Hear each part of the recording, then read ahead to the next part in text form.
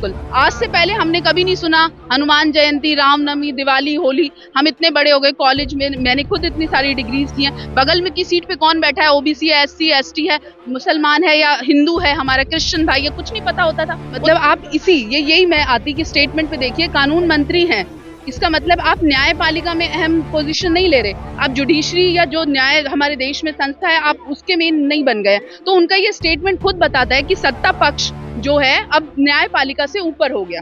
सत्ता पक्ष कुछ करे पर न्यायपालिका पे हम सबको विश्वास है कि अगर यहाँ कुछ गलत भी हो रहा है तो हमारे देश में एक न्याय सिस्टम है और हम वहां अप्रोच करेंगे, अगर हम गलत नहीं है तो हम फ्री हो जाएंगे। पर ऐसी स्टेटमेंट्स आ रही हैं सत्ता में रहने के बावजूद, तो इसका मतलब अब जो सत्ता पक्ष है वो चाहता है कि वो न्यायपालिका से ऊपर हो जाए।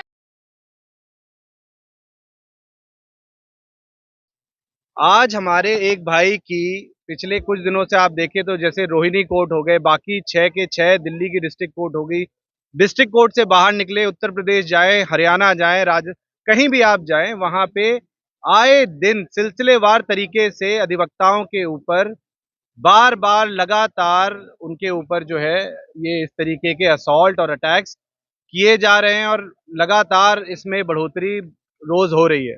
इसके ऊपर इसके ऊपर आज का हम लोगों का ये शांतिपूर्ण ये एक प्रदर्शन है, एक श्रद्धांजलि है जो हमारे साथी नरवाल साहब का जो जो मर्डर हुआ है, which is a brutal murder, broad daylight में जो जिस तरीके से हुआ है, उसकी हम एक तो free and fair investigation in a time bound manner वो मांग रहे हैं।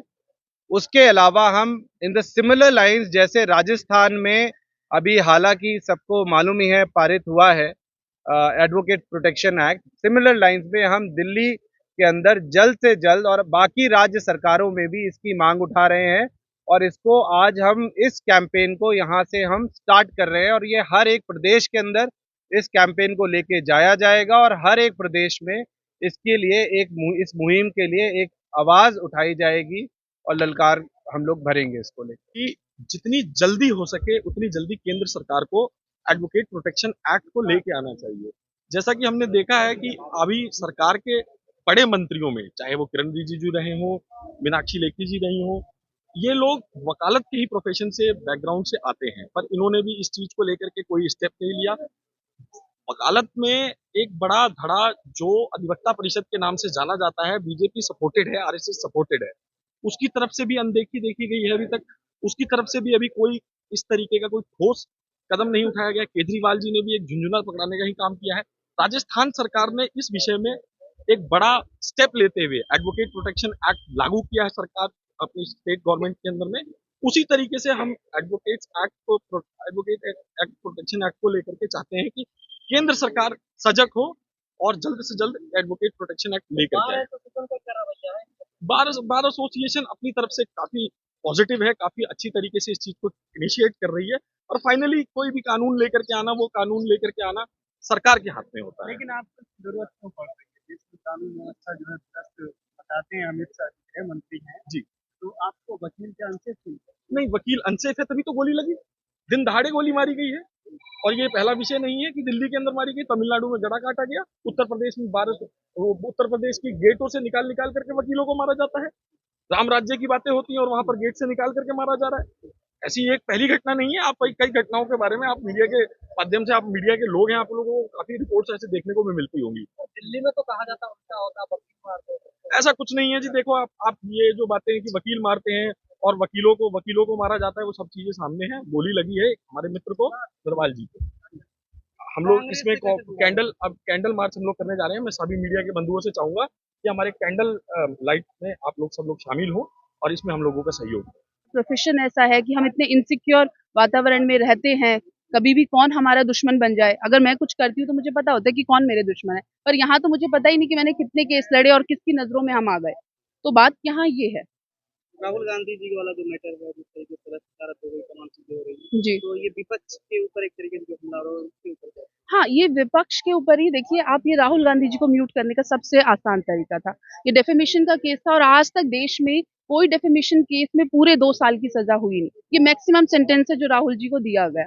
अगर आप देखिए इसमें 1 साल 11 महीने 29 दिन तक की भी सजा होती तो उनकी सदस्यता रद्द नहीं होती। और आप देखिए इस केस में इतने ज्यादा उलझने हैं कि कंप्लेनेंट खुद जाके स्टे ले लेता है। जब देखता है कि पता नहीं अब शायद वो अपने फेवर में कर सकते हैं, और राहुल जी अडानी के साथ रिलेशन को संसद में उठाते हैं, तो उनको म्यूट करने के लिए बहुत सही टाइम पे, मुझे नहीं पता किस इन्फ्लुएंस के साथ, प्रेशर के साथ उनको मैक्सिमम सेंटेंस जो है दे दिया जाता है। तमाम विपक्ष के लोग मोदी जी पे डिग्री पूछते हैं। नहीं, क्योंकि देखिए जब आप एक प्रतिनिधित्व करते हैं जनता का, तो आपकी रिस्पॉन्सिबिलिटी बनती है, और ये हमारे रिप्रेजेंटेटिव पीपल एक्ट के अकॉर्डिंगली ये होता है कि एक प्रतिनिधि को अपनी सारी बातें सच्चाई के साथ रखनी होती है, उसकी संपत्ति, उसकी डिग्री, उसके जो भी उससे रिलेटेड वो है, सब कुछ जनता के सामने आम होना चाहिए। और अगर मोदी जी की ये डिग्री सच में फेक है, तो इसका मतलब तो मोदी जी की भी सदस्यता रद्द होगी ना। जी हाँ, तो अभी आपने जो देखा डिग्री का एनालिसिस हो रहा है, जो उसका फॉन्ट है डिग्री पे, जैसे कि वो मैनुअल या प्रिंटेड है, तो वो भी आप देखिए वहां पे भी बहुत ज्यादा कॉन्ट्राडिक्शन है। डुप्लीकेट कॉपी है, आप जो कॉपी निकलेगी वो तो उसी फोल्ड में निकलेगी, पहले वाले फोल्ड में नहीं निकलेगी। नहीं नहीं, आप ओरिजिनल और डुप्लीकेट कॉपी नहीं, ओरिजिनल कॉपी, ये शायद यहाँ पे मैं आपको करेक्ट करना चाहूंगी, जो ओरिजिनल कॉपी है उसका फॉन्ट वो है जो उस टाइम पे यूज नहीं होता था। कॉपी घूम रही है किसी बात तमाम कांग्रेस या जो पार्टी कर रही है। बट इट डजेंट मीन ना ये फैब्रिकेटेड है। फैब्रिकेशन और वो सब तो अलग चीज है ना, डुप्लीकेट है ऑब्वियस है, ओरिजिनल तो नहीं, कॉपी जाएगी सर्कुलेट होगी, बट आप फैब्रिकेशन की बात मत कीजिए, ओरिजिनल है, जैसी उन्होंने डिग्री प्रोड्यूस की हुई है वैसी ही है। और आप इतनी सही बात कह रहे हैं, आप देखिए अगर अभी कुछ मेरे साथ होता है, तो शायद मेरे एडवोकेट ब्रदर या जो भी मेरे स्कूल मेट्स, कॉलेज मेट्स, जो भी फ्रेंड्स होते हैं, वो सब आते हैं कि हाँ भाई ये दर्शन कौशिक है, हम इनके साथ जानते हैं। जब हम इतना बवाल मचा रहे हैं, तो मोदी जी के फ्रेंड्स कहाँ हैं जिनके साथ उन्होंने वो डिग्री ली थी? वो क्यों नहीं कहते हैं कि ये मोदी जी इस बैचमेट, हमारे बैचमेट थे या हमारे साथ थे? नहीं, बहुत कुछ होता है ना, ओपन से भी एक प्रॉपर मैकेनिज्म तो होता है, इंस्टीट्यूशन तो है ही ओपन भी। अब हमारे ये चुग एडवोकेट चुग हैं, भरत चुग जी, इनकी भी शायद 10th-12th जो थी फॉर्मल एजुकेशन नहीं है, वो भी ओपन स्कूल से है, बट वो बड़े उसके साथ सॉलिड तरीके से कहते हैं कि हाँ मैंने 10th-12th ओपन से की है, तो हम कुछ प्रूफ दे रहे हैं ना, मोदी जी भी दे।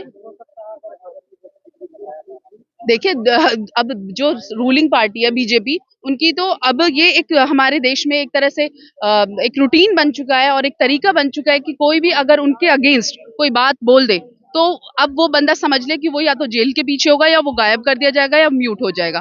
तो विपक्ष है, और विपक्ष का काम है कि जनता की आवाज को, और अब हमारे ऊपर जिम्मेदारी दी होती है, जनता ने, विपक्ष तभी होता है क्योंकि कुछ परसेंट कम ही वोट हमें मिले होते हैं, तो हमारी आवाज उठाना काम है। हाँ, मैंने बोला ना, वो इसीलिए लगा क्योंकि सरकार नहीं चाहती, ये बात उठी, अब सब बात इसको धीरे धीरे उठाएंगे तो इसलिए जुर्माना लग गया। कुछ गलत तो है ही नहीं, कानून का मतलब आप यही मैं आती कि स्टेटमेंट पे देखिए, कानून मंत्री हैं, इसका मतलब आप न्यायपालिका में अहम पोजीशन नहीं ले रहे, आप जुडिशरी या जो न्याय हमारे देश में संस्था है, आप उसके मेन नहीं बन गए। तो उनका ये स्टेटमेंट खुद बताता है कि सत्ता पक्ष जो है अब न्यायपालिका से ऊपर हो गया। सत्ता पक्ष कुछ करे, पर न्यायपालिका पे हम सबको विश्वास है कि अगर यहाँ कुछ गलत भी हो रहा है तो हमारे देश में एक न्याय सिस्टम है, और हम वहां अप्रोच करेंगे, अगर हम गलत नहीं है तो हम फ्री हो जाएंगे। पर ऐसी स्टेटमेंट्स आ रही हैं सत्ता में रहने के बावजूद, तो इसका मतलब अब जो सत्ता पक्ष है वो चाहता है कि वो न्यायपालिका से ऊपर हो जाए। ये देखिए कैपेबिलिटी होती है, सच में वो हमें उन लोगों की संसद में जरूरत होती है। हम चाहते हैं कि अभी तक इन्होंने न्यायपालिका सिस्टम में सर्व किया, अब ये आगे देश के लिए भी हमारा प्रतिनिधित्व करें, अपने विचार रखें, तो ठीक है, वो जो काबिल है, जो इस चीज को डिजर्व करता है, वो आगे जाएगा। 2024 से पहले ईवीएम का मुद्दा उठ रहा है, कैसे देखती हैं? देखिए 2024 से पहले ईवीएम का मुद्दा उठ रहा है, तो वो उठेगा क्योंकि बीजेपी इस टाइम सत्ता में है, तो वो तो आप और हम कुछ बोलेंगे तब भी अंदर हो जाएंगे, तो उनके हाथ में बिल्कुल है कि वो ईवीएम के साथ कैसे खेले और अपनी पार्टी को लाने के लिए। अभी आप देखिएगा, अभी तो बहुत दिन बाकी है, और आपको और हमें बहुत कुछ देखना बाकी है कि 2024 के चुनाव से पहले हम क्या क्या चीजें देखेंगे, कि वो किस तरह से अपने फेवर में करने के लिए कहां तक नीचे गिरते हैं। सही से काम नहीं कर रही है। नहीं, ईवीएम तो ऑफकोर्स वो उनमें टैंपरिंग होती है, तो कहाँ से काम करेगी सत्ता पक्ष, अपने लिए वो इतना इन्फ्लुएंस कर देता है। इस टाइम ये तानाशाही सरकार है यार, ये आम जनता भी इस बात को कहती है, अगर आप आम जनता के बीच जाएंगे वो भी कहती है कि ईवीएम्स के साथ टैंपरिंग हो रही है, तो क्यों नहीं बैलेट पेपर से वोटिंग कराई जाती है। कानून का क्या स्पेशल ट्रीटमेंट मिल रहा है? जैसे राहुल गांधी का मामला हुआ है तमाम जगहों पर, ये कुछ लोगों के लिए कानून अलग है, कुछ लोगों के लिए। हाँ, मैंने बोला ना, तानाशाही सरकार तो न्यायपालिका की जगह अपने आप को ही देखती है, तो उन्होंने कानून को, मुझे नहीं पता किस तरह से ताक पे रखकर और वो चाह रहे हैं कि जो विपक्ष है या कोई भी है कुछ भी करे उसको म्यूट करना बहुत आसान है, और ये अपने लिए अपने तरीके से कानून और रूल्स और रेगुलेशन बना रहे हैं। कोर्ट अब हमने अप्रोच किया है, देखिए हायर कोर्ट में, तो हम देखते हैं बिल्कुल कि वहां पे करेंगे। बहुत सारे मुद्दे हैं इस केस में, बहुत सारे लूप होल्स हैं जहां पे हमें लगा कि ये बनता ही नहीं था, केस तो डिसमिस ही होना था, क्योंकि पूर्णेश मोदी किसी के स्पेसिफिक अगेंस्ट एलिगेशन नहीं थे। Sorry you are not audible. जी जी, देखिए मैं और आप हम सब सोसाइटी में रहते हैं, और शायद हमारे अड़ोस पड़ोस में ही सब धर्म और सब कम्युनिटी के लोग रहते हैं, और हम एक दूसरे की इज्जत भी करते हैं। तो ये तो पॉलिटिकल पार्टीज अपने आप को, अपने पक्ष को बहुत अच्छे से रखने के लिए इनके दंगे होते हैं। ये आप, हमारे पड़ोसी, हमारे और जो कम्युनिटी के भाई हैं उनके बीच कभी नहीं होते। तो ये सब पॉलिटिसाइज होते हैं, पॉलिसी अपनी पॉलिटिकल एजेंडा के लिए पार्टीज अपना करते हैं। बिल्कुल बिल्कुल बिल्कुल, आज से पहले हमने कभी नहीं सुना हनुमान जयंती, रामनवमी, दिवाली, होली। हम इतने बड़े हो गए, कॉलेज में मैंने खुद इतनी सारी डिग्रीज की हैं। बगल में की सीट पे कौन बैठा है, ओबीसी है, एससी एसटी है, मुसलमान है या हिंदू है, हमारा क्रिश्चियन भाई है, कुछ नहीं पता होता था। वो तो नाम से जितनी नॉलेज है, और पूछते तक नहीं, बगल में बैठे जिसके साथ हम टिफिन शेयर करते हैं अपने सारे नहीं, हम तो सेक्युलर पार्टी हैं, कांग्रेस तो सेक्युलर पार्टी है। जाति धर्म होता है, ये सबके पर्सनल बिलीव के लिए है। नहीं देखिए, ये वही मैं बता रही हूँ, जनेऊधारी नहीं, हम बिलीव करते हैं कि जो जिस चीज का पालन करता आया है, जो जिसके बिलीव्स हैं वो खुल के करे। हम किसी के लिए बायस्ड नहीं है, ये तो अपनी आजादी है। मैं जिस घर में पैदा हुई, जहाँ पे जो उनके बिलीव्स चल रहे हैं, जो जो चीजें वो फॉलो करते हैं, सेम वो बच्चा भी करने लगता है। और कांग्रेस पार्टी इसी चीज को मान्यता देती है, और इसी बात को कहती है कि अगर 10 लोग खड़े हैं, 10 अलग तरीके से वो किसी धर्म को, किसी त्योहार को मनाते हैं, तो हम सबको समान उस पर देखते हैं। हम कोई सांप्रदायिक दंगे नहीं कराते हैं। हमारे लिए धर्म नहीं है, धर्म से ऊपर इंसानियत है, मानव है।